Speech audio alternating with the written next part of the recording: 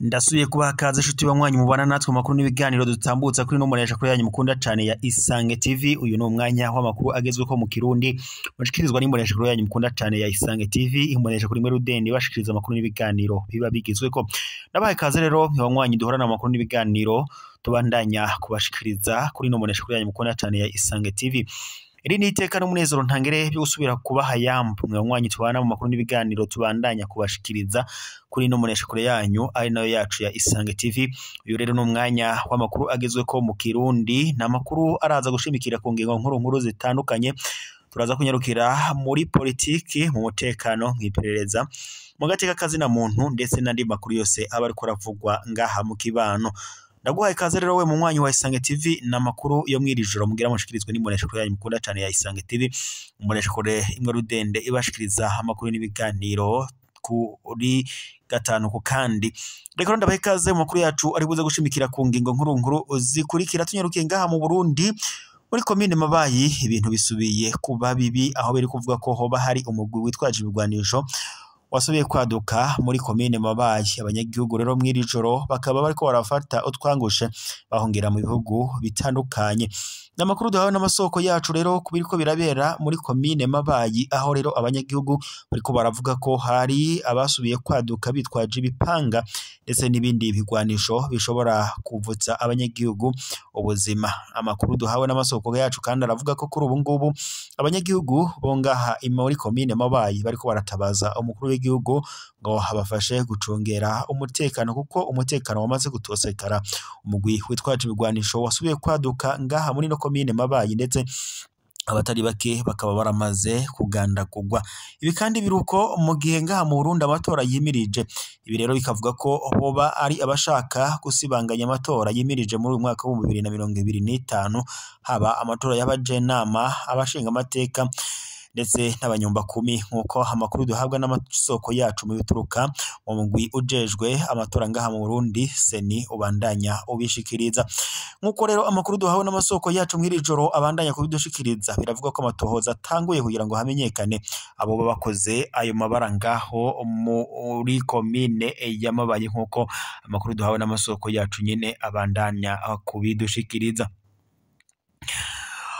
Reka tubandanirize mu makuru yacu kubiriko biravugwa ngaha mu Burundi. Mu nama yakoranye yarikoranijwe n'umushikiranganje wa mbere Jacques Ndirakobuca, hari ivyo rero baganiriye ko kuri ubu ngubu rero leta y'u Burundi ngo yoba iriko irateza imbere yo ishasha kijejwe kugenzura amasoko y'abanyamitahe ARMS, nkuko bishikirizwa n'amakuru twahawe n'amasoko yacu yahatubereye. Ivyo bivugwa rero umushikiranganje wa mbere Jacques Ndirakobuca hari mu nama nshinga amateka yo kuri uyu wa 10 Ndamukiza 2025 mu Kigobe, aho yariko arerekana amafaranga leta imaze gukoresha mu gice ca mbere c'amezi atandatu ari yo mu Kakaro Kigarama 2024.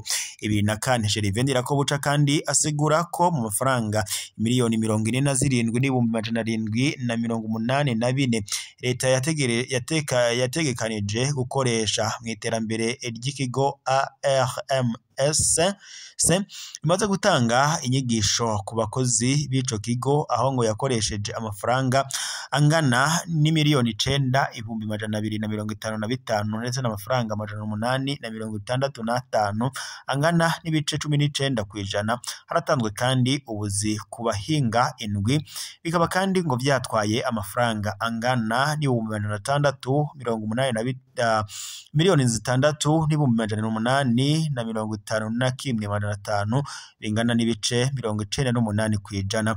Umushikiranganje wa mbere Jacques Ndirakobuca akamenyesha kandi ko muri ico gihe ngo cambere c'amezi atandatu ibikorwa vyaranguwe ku bice 67 n'ibice 93%, mu gihe kandi hari hategekanyijwe ibice 70 n'ibice 53%.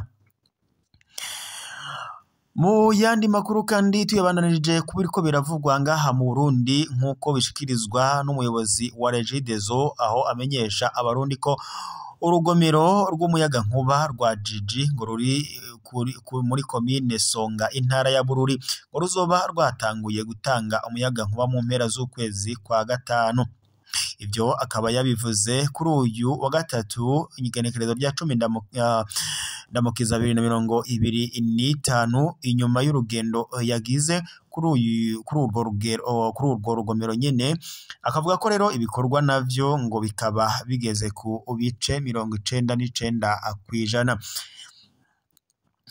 Ibikorwa byo kubaka urwo rugomero vyuguruwe icesi mu kwezi kw'icenda 2019. Ivyo bikorwa kandi nyezina bitangura muri Ruhuhuma 2020, aho rero bitegekanijwe kumara imyaka hafi 3.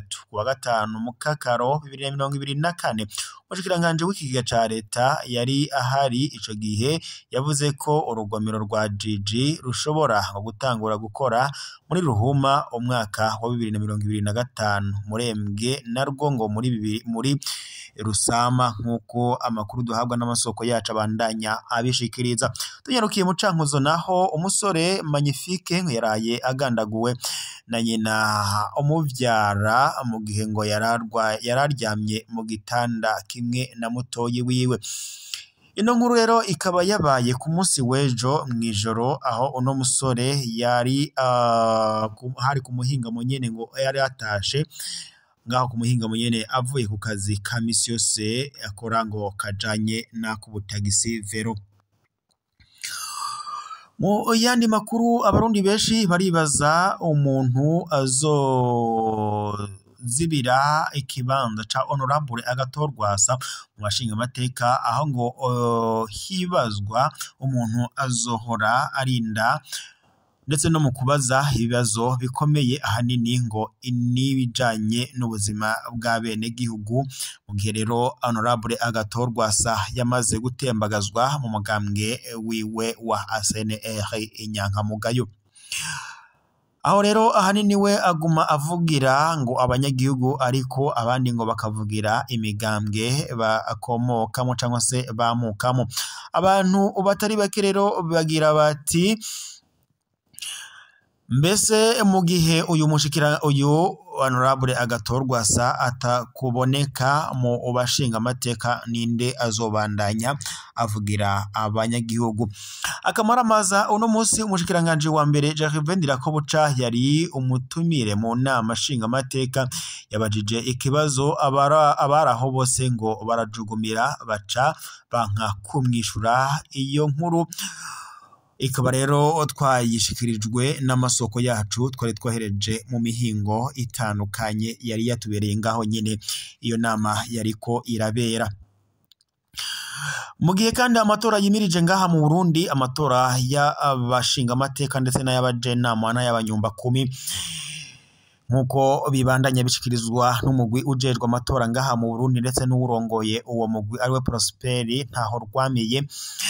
Muri wa mwiherero rero uw'umugwi w'igihugu wigenga ujejwe gutunganya amatora seni wari wuguruwe kuri uyu wa 8 Ndamukiza 2025 mu ntumbero yo gutegura abagize amasepi ndetse n'amasesi ibujumbura. Ico kibazo rero ngo caragarutswe ko babaza nimba bishoboka ko umuntu ashobora ngo kohereza umutorera.